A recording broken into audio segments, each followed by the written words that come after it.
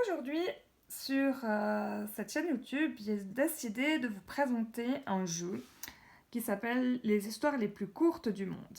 Ce jeu est disponible chez Helvétique et puis dans plusieurs magasins de jeux. Pour ma part, je l'ai acheté chez Tournebidouille que vous retrouvez sur Instagram, sur Facebook et sur le site tournebidouille.ch. Alors, en fait, il se présente comme un livre parce que c'est un livre-jeu. Euh, Dans ce livre, on trouve la règle du jeu, ainsi que des cartes. Dans ces cartes, il y a 2 départs d'histoire,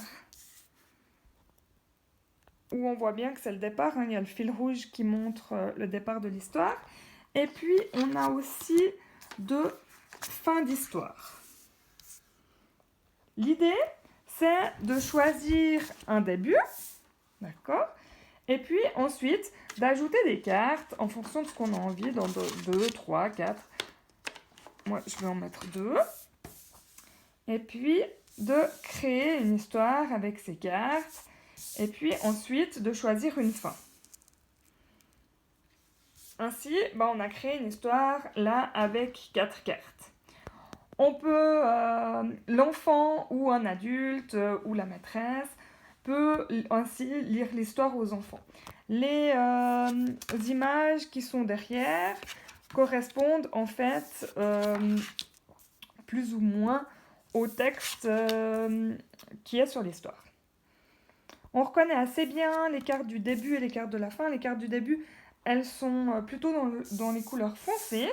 Les cartes de la fin aussi, tandis que les autres cartes sont dans le bleu clair. On peut aussi jouer simplement en utilisant les images. Soit on prend une image et on invente une histoire par rapport à cette image, soit on fait une suite d'images. Par exemple, si je commence là, on pourrait faire une histoire. C'est l'histoire d'un arbre qui réfléchissait beaucoup. Il pensait à toutes sortes de choses. Un chat faisant de la pâtisserie avec du fromage. À la sorcière sur son balai qui volait à travers le ciel. Aux oreilles gigantesques d'un lapin qui entendait tout, le bruissement de l'eau dans une casserole, ou un vélo qui roulait. Mais ce dont l'arbre aimait le plus penser, c'était le football. Et oui, c'était un arbre qui rêvait de pouvoir jouer au football. Etc., etc. On peut inventer une histoire la plus longue possible.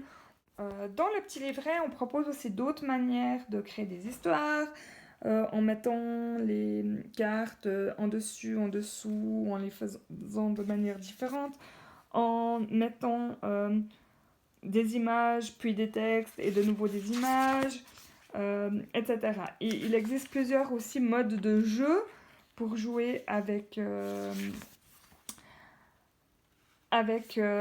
ces cartes. En tout cas, c'est vraiment un chouette jeu que je me réjouis de pouvoir tester avec mes élèves. Dans un premier temps, je pense qu'on va surtout s'amuser à créer des histoires avec les images, ou alors je leur demanderai de piocher quelques cartes, et puis moi je raconterai l'histoire vu qu'ils sont encore à un âge où ils sont trop petits pour lire les histoires eux-mêmes. Ce qui serait aussi sympa, c'est que moi je lise le début et puis que un enfant invente la suite et puis qu'on ajoute de temps en temps du texte que je lirai moi. Enfin, il y a plein de façons de faire avec ces cartes.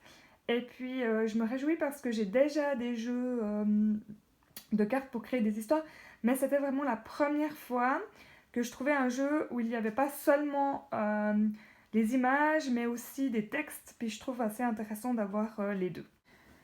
Alors voilà, je vous remercie d'avoir regardé et écouté cette vidéo. Je me réjouis de vous présenter un prochain jeu, un prochain livre ou une prochaine activité à faire avec vos enfants ou vos élèves. Bye bye!